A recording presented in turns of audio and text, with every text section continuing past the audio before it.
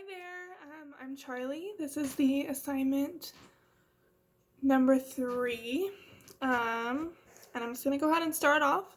First question was asking if you were the president of a Fortune 500 company and your two co-leaders, so your vice president and the CEO of the company, were at odds, and what you would do to diffuse a situation.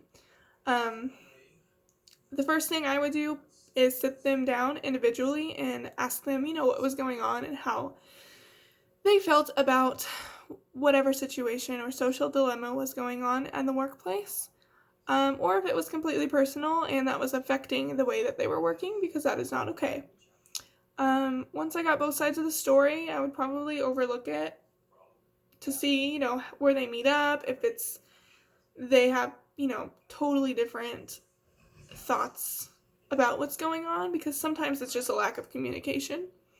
Once that happens, I would try to get them together in a private setting, so maybe like at work in a conference room where there weren't any other employees and no one other employees could see, so put the blinds down, close them, just so it didn't affect the other workers to think that something more major was going on than what was actually going on, because you don't want to scare the other employees of the company thinking that the people in charge of them can't even get along.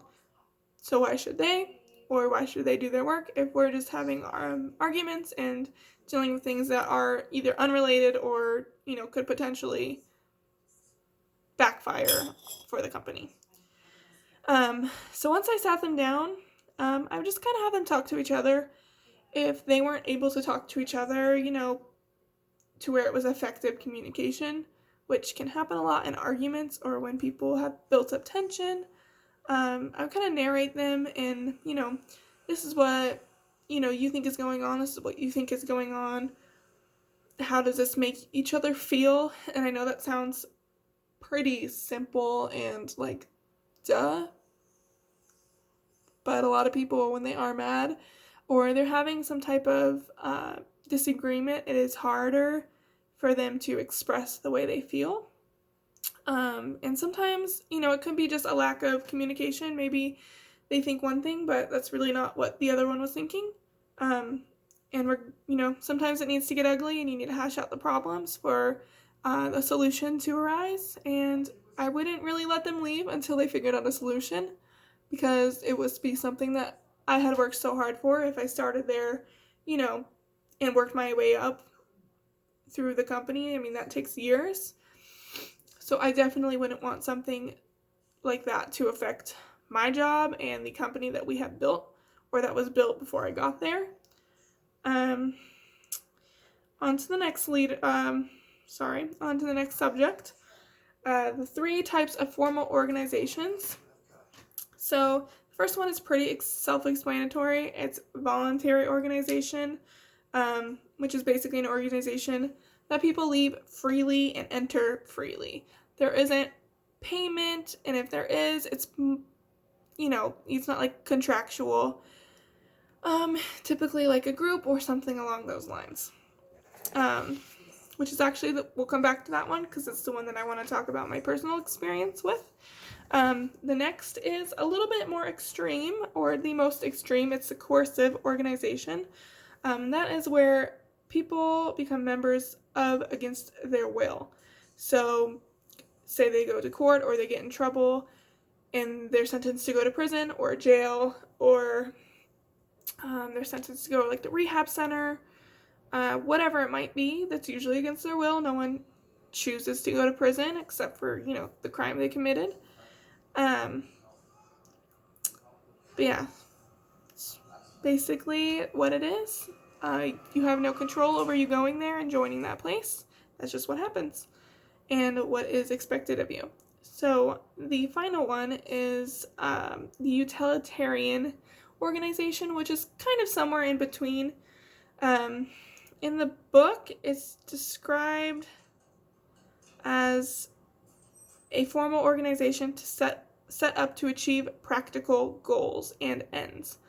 So these groups will be working toward a common reward, and the reward is why people join. The first thing that comes in mind as an example of this is school. For me personally, I had to get a phlebotomy certificate to get a job, but in Arizona, it is not required that you have a certificate in phlebotomy to practice or to draw blood. So it's one of those things where, you had to do it, but it wasn't necessarily recommended, but you still had to do it to get the job. The one I do want to talk about a personal experience on is the voluntary organization. A couple of years ago, I joined a running group. Anyone could join. It was just a Facebook group. Most people knew each other already, but I joined anyways. We met up 2 times a week to go trail running. There were different places we met throughout the Valley of Phoenix. Some were, changed times based off what the leader of the group put on the Facebook post, but it was open to public, so all you had to do was follow, and you can see everything that was posted, if the day changed, times changed, what trail it was at, so that was really cool.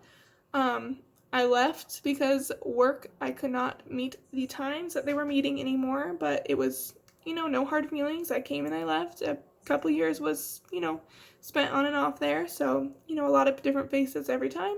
Sometimes you only see people once, and it's one of those things that you're just allowed to go to, and it doesn't really matter who you are or why you want to go. You just show up and you run, and it's really fun. So, yeah. The third one is if I decided to run for office, and I had previously helped a friend run for office, how would I, using Weber's ideal bureaucracy, prove my competence to run for office and why I should be there? This one's kind of interesting, I thought, because it's a little bit extreme, but I guess if you are running, a campaign, it kind of has to be this way, especially because your workers are going to be who you look, and there's so much scandal, and everybody looks for something in someone, regardless of what position you're running for. So off of his 6 characteristics, there's hierarchy, sorry, I can't say that word, the management structure, which is obviously the more inclined people, or more intelligent, more certified, more experienced, usually more certified based on education, degrees, things like that, are going to have the higher roles and higher tasks that they need to complete. The division of labor kind of falls next. So again, there's going to be tiers of people based on credentialing and certificates that have certain roles and certain tasks, and that's just how it is. Formal selection process, you're going to want to choose people who are educated. It doesn't matter, and this goes into the 6th characteristic, it doesn't matter if you know them or if they know somebody. You don't give them a job based off of who they know or interpersonal connections. It doesn't matter. So the fact that I helped my friend run a campaign would give me no benefit, really, for proving my competency under this theory. It would be all about, my schooling, my education, what my beliefs were, how I executed them, if I was able to complete tasks, things like that. The other ones is career orientation. That's another characteristic. So the idea of this is that this is your career. You are paid for this, and then to formal rules, it would be if you were to make any mistakes, you are held accountable for your mistakes. But if you are rewarded, it would usually probably be in either a promotion or a raise, which means you would get more tasks, and they would be more complicated tasks, and your goals would be a lot more important than the ones who were on the bottom of the food chain, so to speak.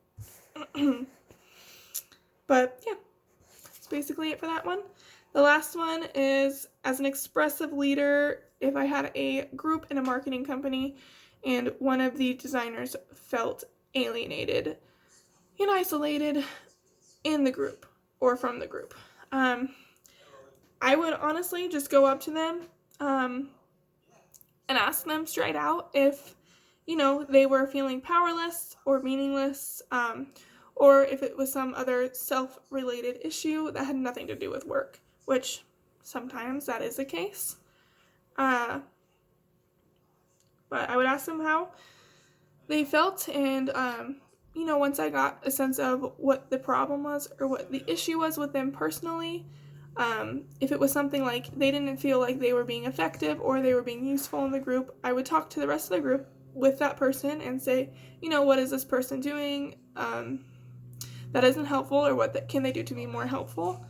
And then you would go from there. Really, would have to figure out exactly what is going through that person's head, and why they are alienating themselves from the group, because in a group so many things can go wrong, especially with creative people. If they simply don't have that creative mind for the project or the task that you are working on at that time, it's going to be a lot more difficult for them to see like the vision and the overall what the outcome should be from that task, because they have a creative vision that they only see one way.